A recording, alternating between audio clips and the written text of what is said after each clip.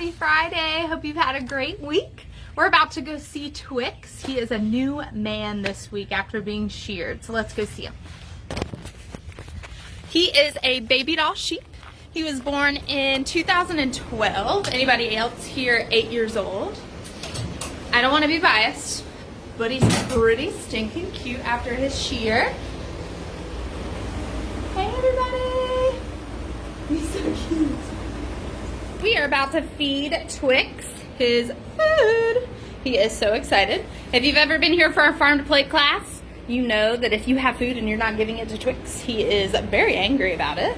He's very particular about his food. He wants it now.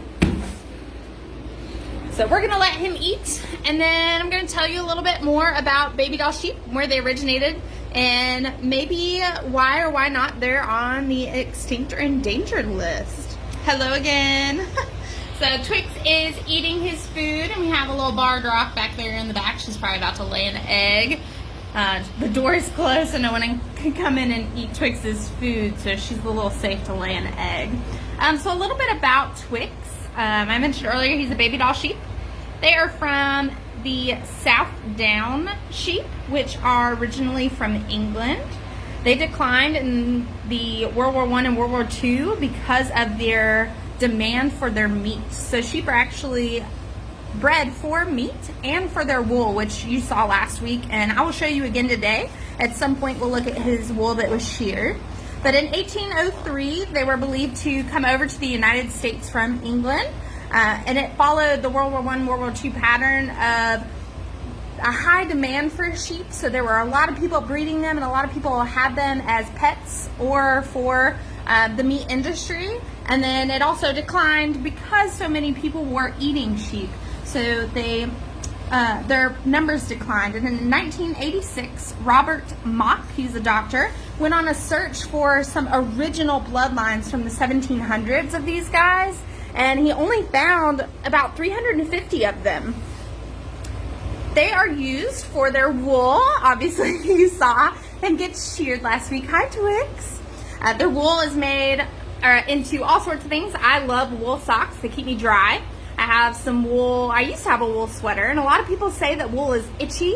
It's actually really close to cashmere, and people love it because it's not so itchy, and it does keep you dry, wicks moisture.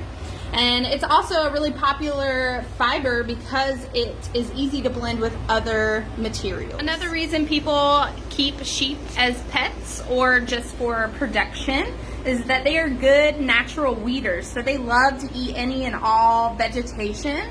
That's what they do when we let them out. They go kind of mow our yards for us.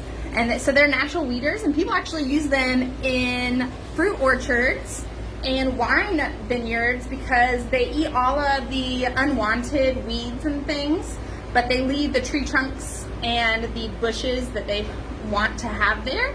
So that's another reason. They also are really good companions, kind of like Mama Jill, our pygmy goat. They're so docile, and they're not huge animals, even though Twix, I feel like, is a little bigger than most.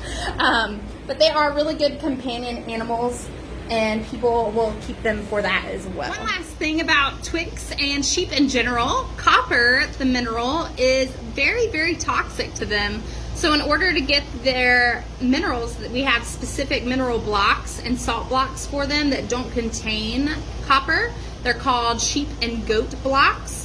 Sheep actually cannot have copper at all. It is very toxic, like I said, but goats need copper in their diet. So we have to feed them separately so the goats can have their copper and the sheep get the other minerals that they need without having that copper contamination.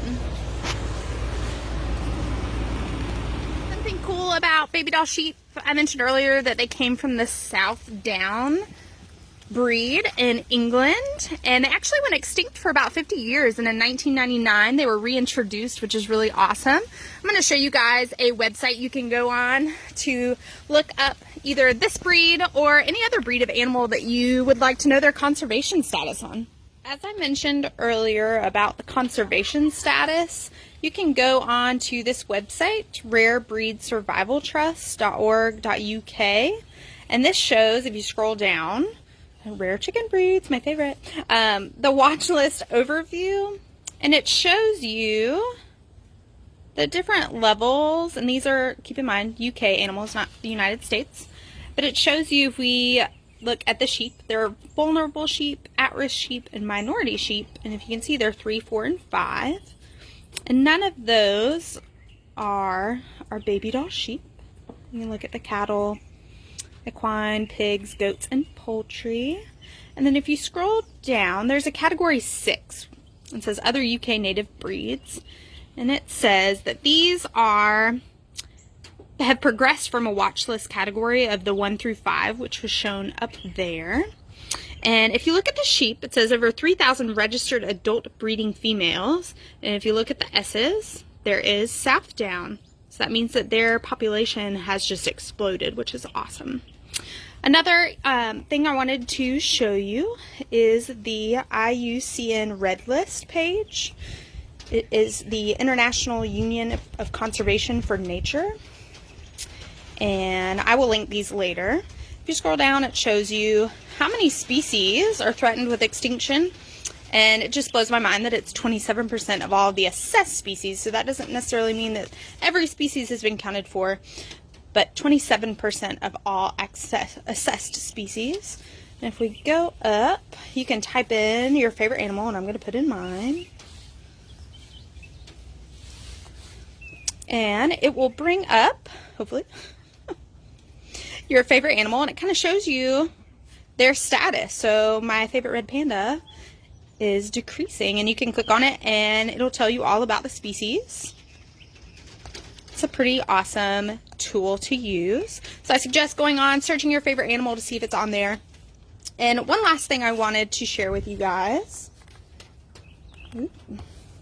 is this list. So research, those are the pages I just showed you, other than the Forest Wildlife Services.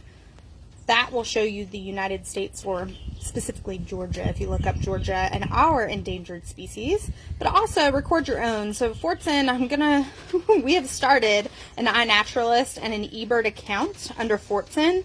And it's just started, so we don't have a lot on there. But I encourage you to either download the apps, or you can go onto their website and use it that way if you don't want to download the app. And it lets you record things that you've seen out in the wild. eBirds is obviously birds, but iNaturalist, includes all sorts of things. It includes birds, it includes mammals, it includes snakes, it includes trees and flowers, all sorts of plants. So we encourage you to start your own account, or maybe just go on there and look and see if it's something that interests you. And if you find something else that's more interesting, or you think that you would like to start, you should share it with us. We'd love to hear about it. We hope you enjoyed listening and seeing Twix, and next week will be all about Porky. Thank you guys, and have a great weekend.